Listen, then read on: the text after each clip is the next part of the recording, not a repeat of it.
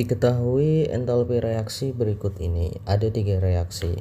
Pembakaran ZNS di udara mengikuti persamaan berikut yang belum setara. Oke, kita setarakan terlebih dahulu. O di kanan ada 3, maka di kiri harus 3, maka ini 3/2. Zn di kiri 1, di kanan 1 sudah sama. S di kiri 1, di kanan 1 sudah sama. Oke, reaksinya sudah setara. Entalpi delta H reaksi pembakaran ZNS. Oke, jadi yang kita cari adalah delta H reaksi, maka kita fokus ke reaksi yang ditanyakan.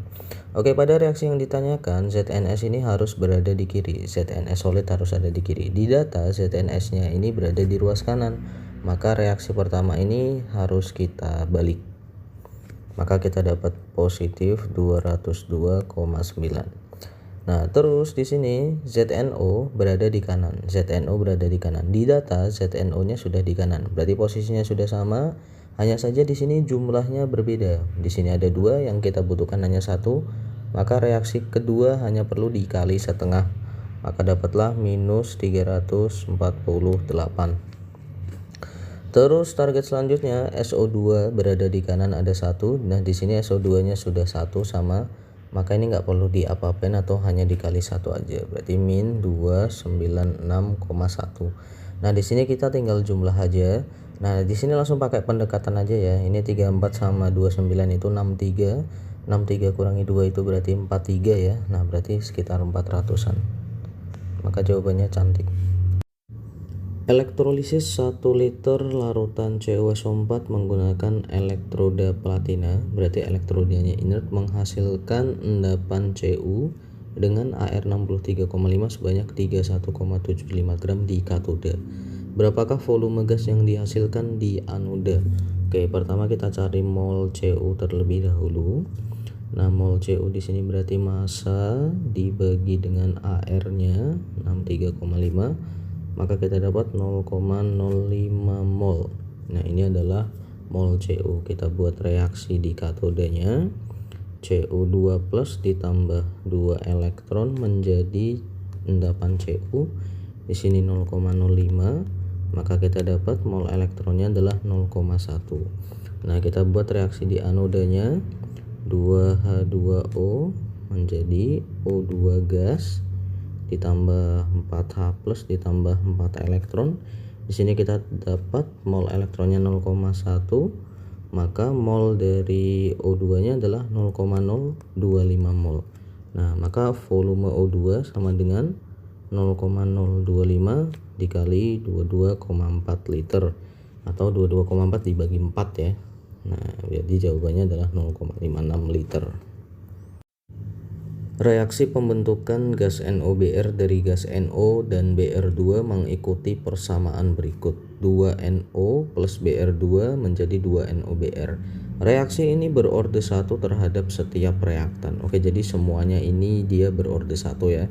Dengan nilai K atau tetapan laju reaksinya 0,25. Jika ke dalam 125 ml labu dimasukkan 20 mmol NO dan 15 mmol Br2, laju reaksi setelah 25% NO bereaksi adalah, oke, kita buat kita cari sisanya itu berapa. 2NO ditambah Br2 menjadi 2NOBr. Mula-mula reaksi sisa atau setelah reaksi.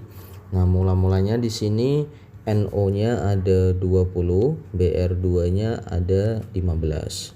Di sini alfa atau derajat disosiasinya 25% NO, maka 25% dari 20 itu adalah 5. Maka di sini NO sisanya 15, sedangkan Br2 di sini yang bereaksi hanya 2,5. Kenapa? Karena perbandingan koefisiennya 2:1. Jadi di kolom R itu selalu sebanding koefisien. Maka sisanya 12,5. Oke, nah di sini kita tahu laju reaksinya adalah K dikali konsentrasi NO pangkat 1 dikali konsentrasi Br2 pangkat 1 juga. Nah, di soal sudah dijelaskan semuanya berorde 1 ya. Nah, berarti di sini 0,25 ya. Berarti 25 kali 10 pangkat min 2 dikali 15 per volumenya 125 dikali 12,5 per 125. Oke, kita coret. Ini dapat 10 ya.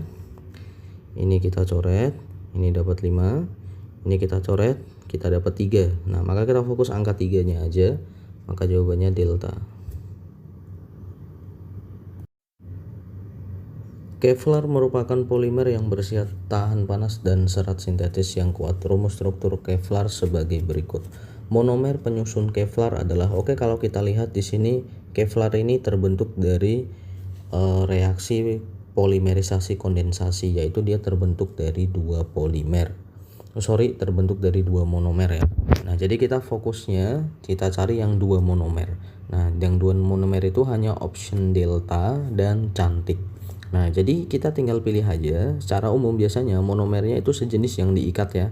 Nah, di sini mengikat Cl ini sejenis, kalau ini yang diikat berbeda, maka jawabannya delta.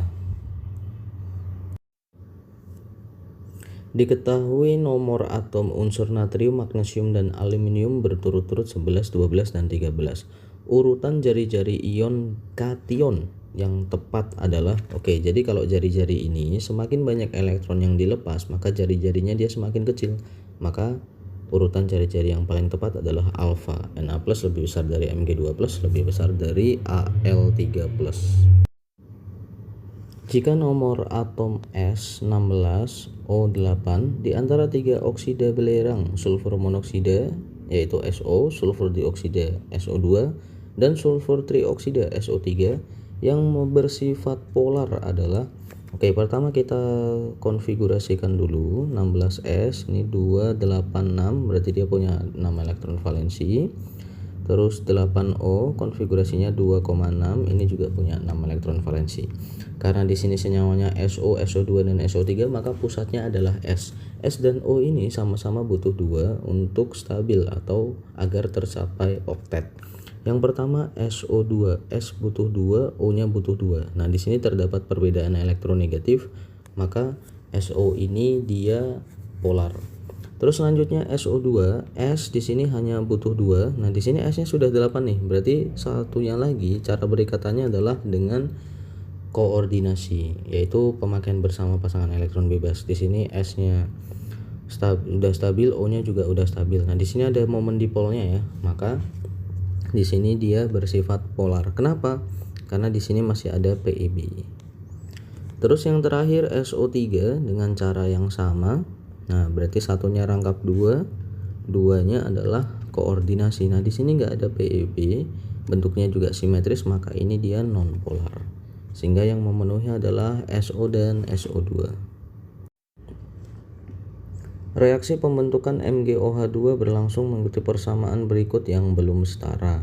MgNO32 tambah KOH menjadi MgOH2 plus KNO3. Kita setarakan NO3 di kiri 2, di kanan berarti NO3-nya harus 2, K di kanan 2, maka K di kiri 2. Jika ke dalam labu reaksi dicampurkan 50 ml MgNO3 0,2 molar dan 50 ml KOH 0,3 molar, konsentrasi reaksi yang sisa adalah, langsung aja kita bandingkan, MgNO32 ditambah 2 KOH mula-mula reaksi sisa atau setelah reaksi ya.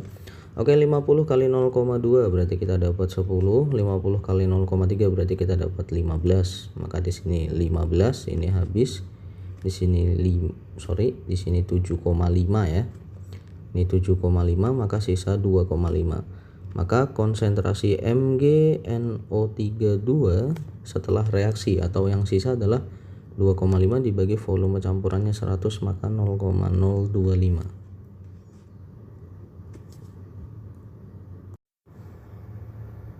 Amonium sulfat NH42SO4 merupakan garam anorganik yang sering digunakan sebagai pupuk. Jika suatu tumbuhan membutuhkan 19,6 mg nitrogen dari amonium sulfat, diketahui ArH1N14O16S32, maka massa amonium sulfat yang dibutuhkan adalah, pertama kita mencari Mr dari amonium sulfat terlebih dahulu.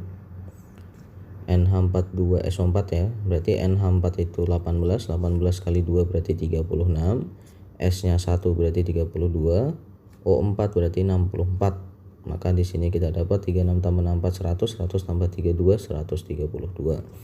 Berarti massa dari amonium sulfat Bisa dicari dengan perbandingan rumus massa per massa sama dengan mol per mol ya. Massa per massa sama dengan mR per AR. Nah, berarti di sini 132 dibagi banyaknya nitrogen. Nitrogennya ada 2, AR nitrogennya itu 14 dikali massa nitrogennya 19,6. Maka kita dapat 132 per 28 dikali 19,6. Nah, di sini kita pakai pendekatan aja. Ini anggap 13, ini anggap 30, berarti 4, sekian ya. 4, sekian kali 2 berarti 8, maka jawabannya harus lebih dari 8. Maka jawabannya bola. Suatu wadah yang berbentuk bola bervolume 5 liter diisi dengan 25,5 gram gas amonia dan 40 gram gas metana. Jika diketahui R 0,082, ArH1C12N14, tekanan campuran gas tersebut pada suhu 25 derajat Celcius adalah rumus umumnya adalah PV sama dengan nRT. Karena ditanyanya P, maka rumusnya nRT dibagi dengan V. N ini adalah mol, maka kita cari molnya masing-masing. Di sini ada 2 gas, maka kita cari mol masing-masing ya. Yang pertama mol dari amonia berarti 25,5 dibagi mR amonia 17 ditambah dengan mol metana yaitu 40 dibagi mR metananya 16 di sini kali 0,082 dikali suhunya 25, kita ubah ke Kelvin berarti 298 dibagi dengan volumenya 5 liter. 25,5 bagi 17 itu 1,5 ditambah 2,5 ya, berarti dapat 4. Kita dapat 4 kali 8 2 kali 10 pangkat min 3 dikali 298 per 5. Di sini angkanya nggak enak, kita pakai pendekatan aja. Nah, di sini kita 298 ini anggap 300 ya. 300 bagi 5 ini 6 bagi 4 24 bagi kali 8, 2 kali 8 itu 16, 8 kali 4 3, berarti 19an ya. Maka jawabannya enak. Larutan penyangga dibuat dengan mencampurkan 55 mili asam benzoat 0,2 molar dengan 40 mili natrium benzoat 0,2 molar. Jika ke dalam sistem tersebut ditambah 1 milimol BaOH2, rasio asam benzoat dengan ion benzoat setelah penambahan basa adalah di sini asam benzoatnya kita misalkan dengan Ha ditambah dengan OH-. Terus untuk ion benzoatnya kita misalkan dengan amin ya, plus H2O. Mula-mula reaksi sisa. Pertama kita cari molnya masing-masing. Di sini asam benzoatnya molnya 55 kali 0,2 berarti kita dapat 11.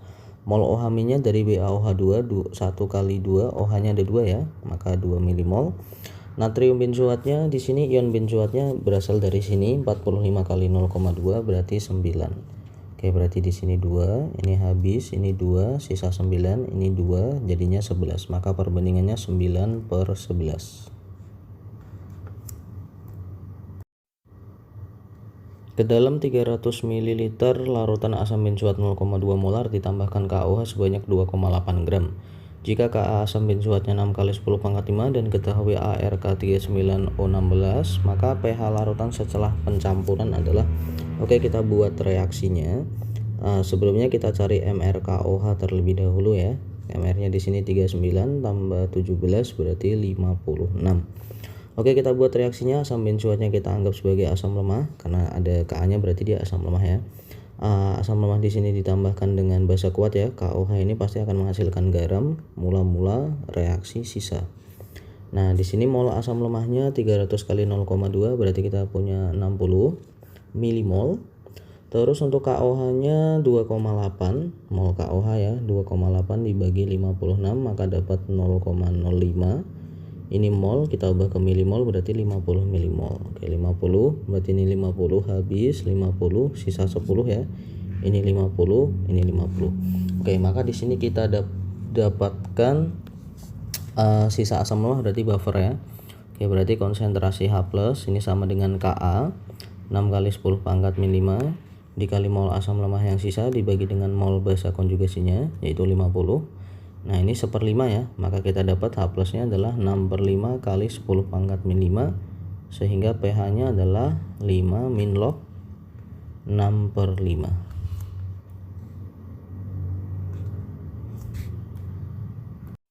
Senyawa berikut merupakan senyawa organik yang bersifat asam. 1. FCH2CH2COH, yang 2 ClCH2CH2COH, yang 3 BrCH2CH2COH, yang 4 CH3CHFCOOH. Manakah pernyataan di bawah ini yang paling tepat? Oke, di sini semuanya sama, hanya yang diikat berbeda. Nah, sifat keasamannya semakin dia reaktif itu semakin asam. Artinya apa? F ini dia lebih asam daripada Cl daripada Br. Nah, ini berlaku di organik ya. Nah, jadi kalau yang mengikat F itu dia lebih asam. Oke, nomor 1, senyawa 1 merupakan senyawa dengan keasaman paling rendah, berarti salah. Harusnya yang nomor 3. Kalau 1 salah, option 3 ini pasti salah, jadi nggak perlu kita cek option 3 ya. Kita cek option 2, senyawa 2 lebih asam dari 3. 2 Cl itu lebih asam dari Br. Ini benar ya. Nah, maka kalau 2 benar, 4 pasti benar karena 1 3 sudah salah. Berikut ini merupakan data potensial reduksi standar. Cu positif 0,337, Zn minus 0,763, Fe2 plus 0,771. Nah, di soal ditanyakan berdasarkan data tersebut reaksi yang berlangsung spontan. Spontan ini artinya nol selnya positif. Gimana caranya? Kita urutkan aja dari yang paling kecil ke yang paling besar. Maka urutannya adalah Zn, Cu sama Fe2 plus. Artinya apa? Kalau kita memasangkan Zn sama Cu, kalau Zn nya di kiri, Cu di kanan, pasti spontan dan berlaku untuk yang lain. Oke, reaksi nomor 1, Zn di kiri, Cu di kanan, ini pasti spontan. Kalau 1 spontan, 3 pasti spontan. Terus yang kedua, Cu sama Fe2 plus, Cu nya di kiri, Fe2 plus di kanan. Nah, ini juga sesuai, maka ini spontan. Terus yang keempat, Cu nya di kiri, Zn nya di kanan. Nah, ini kebalik ya. Nah, maka ini tidak spontan. Karena yang benar 1, 2, 3, maka jawabannya alfa. Oke, diberikan 4 struktur senyawa organik. Manakah pernyataan yang benar dari 4 struktur senyawa organik tersebut? Pernyataan 1, senyawa A dan B merupakan isomer geometri. Oke, kita lihat. Nah, di sini seperti ini ya, berseberangan rantai utamanya. Terus yang ini dia rantai utamanya sejajar. Oke, berarti ini namanya isomer cis dan tran. Cis dan tran itu termasuk isomer geometri ya. Maka 1 benar, 3 pasti benar. Jadi 3 nggak perlu kita cek. Terus yang nomor 2, senyawa A dan C itu isomer rantai. Nah, kalau kita lihat senyawa A ini dia rangkap 2, C-nya yang rangkap 2. Kalau senyawa C ini rangkap 2-nya antara C sama O. Ini udah beda. Jadi bukan rantainya yang berbeda, tapi benar-benar berbeda. Gugus fungsinya juga beda ya. Ini mengikat rangkap 2O, ini tunggal dengan OH. Nah, maka bukan isomer rantai.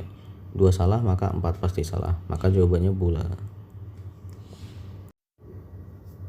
Spesies yang terdapat dalam larutan KCN dalam air adalah, oke, kita harus tahu KCN ini adalah garam. Nah, jadi garam ini dia sangat mudah untuk larut ya, membentuk ion-ionnya. Nah, maka KCN ini akan terionisasi sempurna menjadi K+ dan Cn-. Nah, saat di dalam air, Cn- ini dia akan mengalami hidrolisis. Nah, menjadi HCN plus OH-. Nah, jadi di dalam senyawa atau larutan KCN dalam air ada K+, ada Cn-, ada HCN, ada OH-. K+, Cn-, HCN, senyawa KCN-nya nggak ada, maka A jawabannya.